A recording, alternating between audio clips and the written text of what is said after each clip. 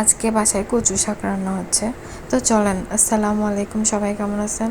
একটা ফ্রাই প্যানে তেল দিয়ে নিচ্ছি। এবার বেশি করে পেঁয়াজ কুচি দিয়ে নিব। এবার কয়েকটা রসুনের কোয়া দিয়ে নেব। রসুনের কোয়ার পরিমাপটা একটু বেশি রাখবো, যেহেতু কচু শাক রান্না করতেছি। এবার কিছুটা কাঁচামরিচ অ্যাড করে নিচ্ছি। এখানে চাইলে আপনারা কাঁচামরিচ ফালি করেও দিতে পারেন, তবে আমার বাসায় ব্লেন্ড করা ছিল, যেহেতু আমি আর ঝামেলা নিতে চাইনি। তো সব কিছু ভালো মতো এবার কষিয়ে নিব, কিছুটা লবণ দিয়ে নিব। এবার আরেকটা তাওয়াতে কিছুটা জিরা ভেজে নিব।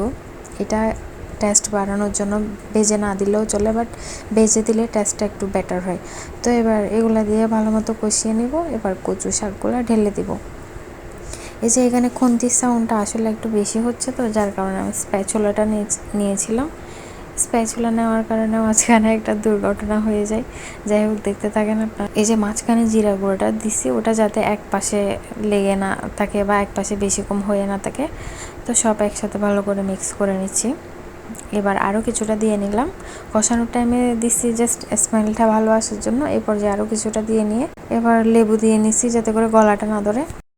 লেবু জিনিসটা সব কিছু টেস্ট কমিয়ে ফেলে আমার এমন মনে হয়, তবে গলা ধরার ভয়ে কিছুটা লেবু অ্যাড করলাম। আপনারা চাইলে স্কিপ করতে পারেন, বাট আমি গলা ধরার ভয়ে কিন্তু। এই যে আমার অঘটনটা হয়ে গেল, অঘটনের উপর অঘটন। আমি এই পর্যায়ে 2বার লবণ দিয়ে নিয়েছি। ভাগ্য ভালো, লবণটা তাও ঠিক হয়েছিল।